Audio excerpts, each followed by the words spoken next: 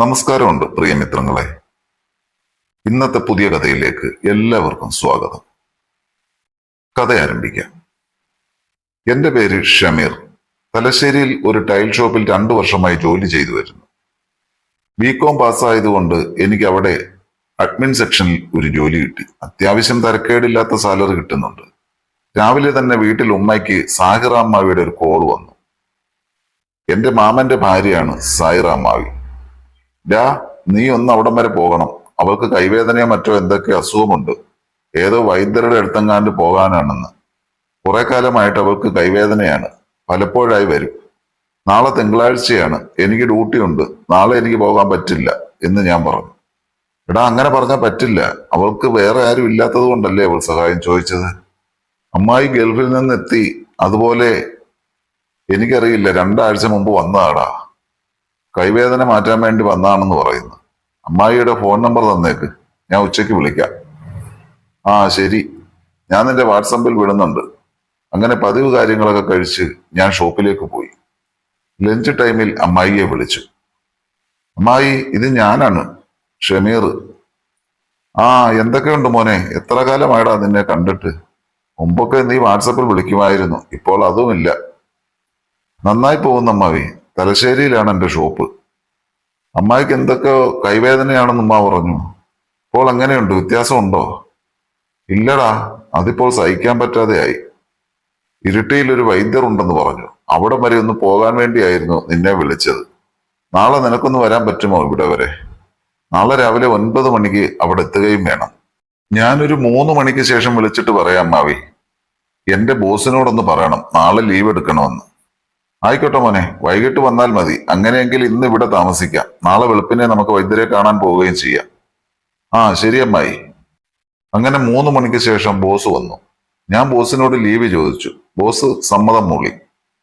അത്യാവശ്യം കാശുള്ള ഫാമിലിയാണ് സാഹിറ അമ്മായിയുടെ. 2 പെൺമക്കളാണ്. മൂത്തവൾ സാറ, ഏകദേശം 23 വയസ്സ് കാണും. അവളേക്കാൾ 2 വയസ്സ് ഇളയതാണ് ഞാനെന്നും ഉമ്മ ഇടയ്ക്കിടയ്ക്ക് പറയാറുണ്ട്. ഇപ്പോഴെന്റെ വയസ്സ് പിടികിട്ടി കാണുമല്ലോ. ഇളയവൾ നൈന, അവൾക്ക് 20 വയസ്സുണ്ട്. 2 പേരും ഭർത്താക്കന്മാരും ഒന്നിച്ച് ഖത്തറിലാണ്. അമ്മായി അവരോടൊപ്പം ഖത്തറിലായിരുന്നു. ഇടയ്ക്കിടെ ഈ കൈവേദന കാരണം അമ്മായിക്ക് അവരുടെ എല്ലാ കാര്യത്തിലും തടസ്സം അനുഭവപ്പെട്ടു. അങ്ങനെയാണ് ഇടയ്ക്കിടെ നാട്ടിൽ വരാറുള്ളത്. അമ്മായിയുടെ ഹസ്ബൻഡ്, അതായത് എൻ്റെ മാമ, 2 പേരും തമ്മിൽ വിവാഹമോചനം നടത്തിയിട്ട് ഏകദേശം 14 വർഷം കഴിഞ്ഞതാണ്. എന്തൊക്കെയോ കുടുംബ പ്രശ്നങ്ങൾ അവരുടെ ജീവിതത്തിൽ ഉണ്ടായിട്ടുണ്ടെന്ന് ഞാൻ പണ്ടൊക്കെയോ പറയുന്നത് കേട്ടിട്ടുണ്ട്. അതൊന്നും അന്വേഷിക്കാൻ ഞാൻ നിന്നതുമില്ല.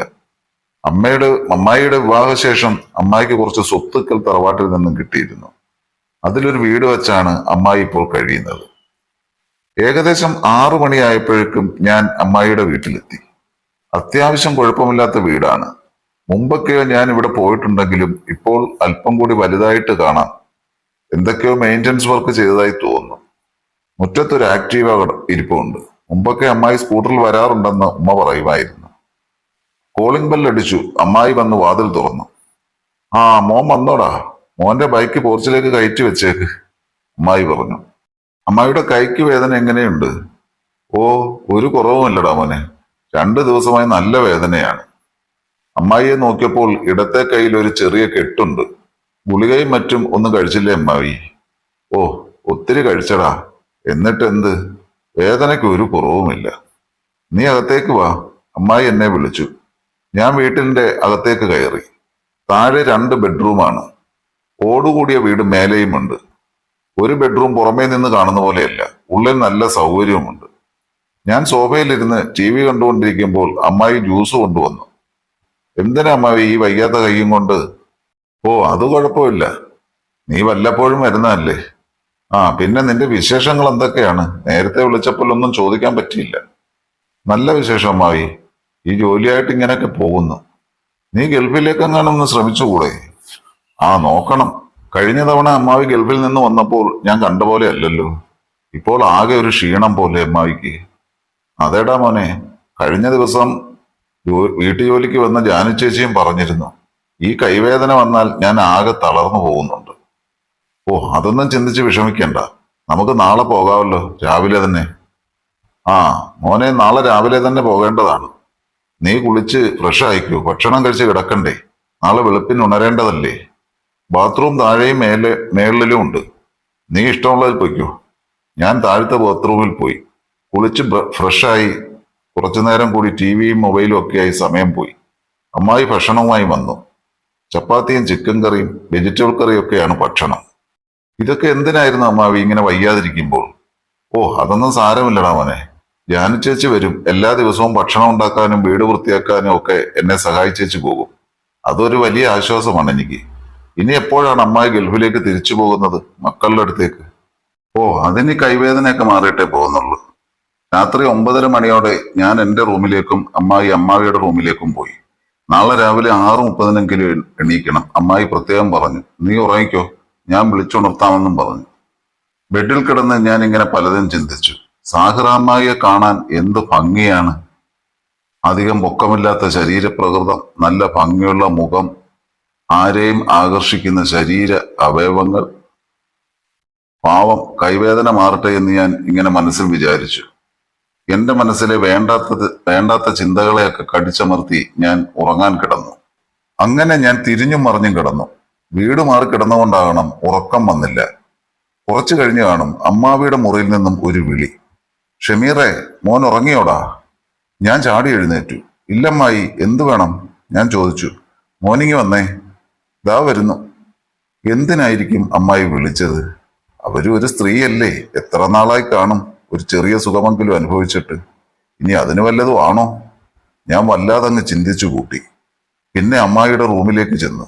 അമ്മായി കട്ടിൽ കിടക്കുവാണ്. ആ കിടത്ത കണ്ടപ്പോൾ തന്നെ എനിക്ക് വല്ലാണ്ടൊക്കെയായി. എന്താ അമ്മാവി? ഞാൻ ചോദിച്ചു. മോനെ, കൈക്ക് ഭയങ്കര വേദനയടാ. നീ ആ തൈലം എടുത്ത് ശകലം അമ്മായിയുടെ കയ്യിൽ പുരട്ടി ചെറുതായിട്ടൊന്ന് തടവിത്ത. ഞാൻ തൈലക്കുപ്പി എടുത്തുകൊണ്ട് അമ്മാവിയുടെ അടുത്ത് വന്നിരുന്നു. ശകലം തൈലം എന്റെ കയ്യിൽ ഒഴിച്ച് അമ്മാവിയുടെ കയ്യിൽ തേച്ച് തടവാൻ തുടങ്ങി. അമ്മാവി കണ്ണടച്ചങ്ങനെ കിടക്കുകയാണ്. കുറച്ചു കഴിഞ്ഞു കാണും അമ്മാവിയിൽ നിന്ന് ചില മുക്കലും മൂളലും കേൾക്കാൻ തുടങ്ങി. ഞാനാണെങ്കിൽ വല്ലാണ്ടായി. എന്തു പറ്റി അമ്മായി? ഞാൻ ചോദിച്ചു. ഒന്നുമില്ല, നീ തടവിയപ്പോൾ ഒരു പ്രത്യേക സുഖം തോന്നി. അമ്മാവിയുടെ രോഗം എനിക്ക് മനസ്സിലായി. ഞാനും ഇത് ആഗ്രഹിച്ചിരുന്നതാണല്ലോ.